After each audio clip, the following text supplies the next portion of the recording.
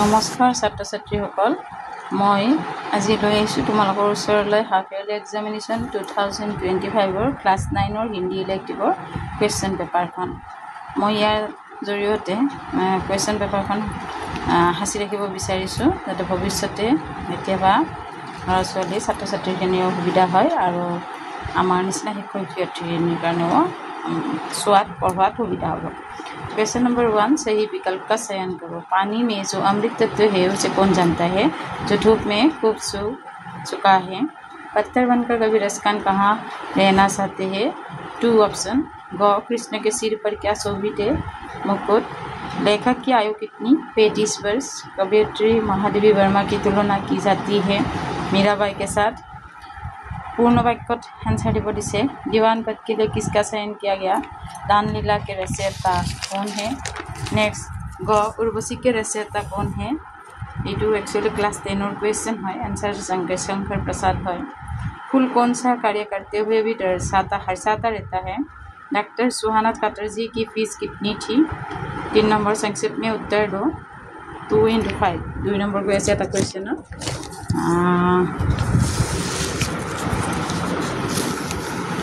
सुजान सिंह के मतानुसार दीवान में कौन कौन से गुण होना चाहिए?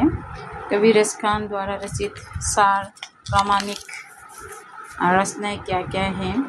वैद्य जी ने लेखक की दर्द का क्या कारण बताया? कबीर रचना अपने आराध्य का सान्निध्य किन रूपों में प्राप्त करना चाहता है? ठन्नी की शीतलता का आनंद कैसा मनुष्य उठा पाता है? व्याख्या जिकुनो एटा 5 नंबर से साहसी मनुष्य सपने उठा नहीं लेता, वो अपने विचारों में रमा हुआ अपनी ही किताब पढ़ता है। नतुबा मनुष्य हो तो वही रसखान बसी ब्रज गोकुल गांव के कारण, जो पशु है तो कहाँ बसु मेरे सर नित्यानंद की धीनो रसायन। क्वेश्चन नंबर 5 किसने किसको कहा? दुई कोई ऐसे एटा प्रश्न क नारायण चाहेंगे तो दीवानी आपको ही मिलेगी। ख तुम्हारी बुद्धि कहीं खास चढ़ने गई है। संक्षिप्त में उत्तर दो। नेक्स्ट क्वेश्चन पंडित जानकीनाथ में कौन से गुण थे? तीन ऐसे अलग बहलाई लिखिब লাগিব। ख अपने देश में चिकित्सा की कौन कौन से पद्धतियाँ प्रचलित है? कभी बिहारी किस देश में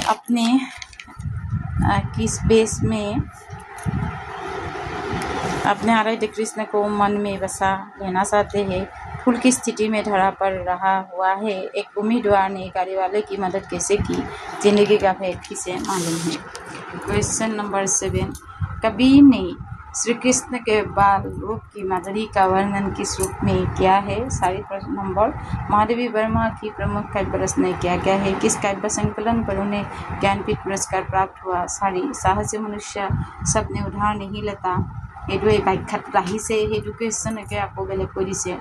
वो अपने विचारों में रमा हुआ अपनी ही किताब पढ़ता है राशा स्पष्ट करो। 4 নম্বৰ দিছে।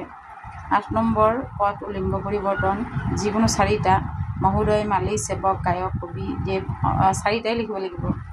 সন্ধি বিচ্ছেদ কৰা যিকোনো 3টা লিখিব। পৰীক্ষা ইত্যাদি পীতাম্বৰ দেৱালয় গণেশ ব্ৰজবাসী শব্দ যিকোনো 4টা ধৰती বায়ু বৃক্ষ অম্বৰ কমল নাৰী।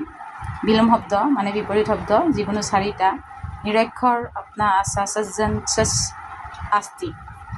ङ वचन परिवर्तन যিকোনো 4টা। पुस्तक मामा लड़की लता औरत नीति।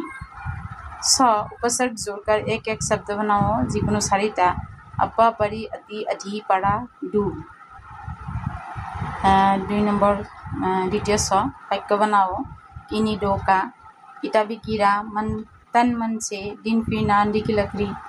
6 अंतर बताओ किनी दो के दिन दिन अभिराम अभिराम कुल कुल निर निर। 9 নম্বৰটো एप्लीकेशन নহলে চিঠি লিখিব দিছে। 5 নম্বৰ দিছে 2 दिन की छुट्टी मांगते हुए प्रधान शिक्षक को एक आवेदन पत्र नतुबा चिठीখন দিছে জন্মদিনৰ আমন্ত্ৰণ কৰি বন্ধুলৈ এখন চিঠি। 10 নম্বৰৰ যিকোনো এখন ৰচনা প্ৰিয় সাহিত্যিক राष्ट्रभाषा का महत्व তাৰপিছত अपना विद्यालय समाचार पत्र।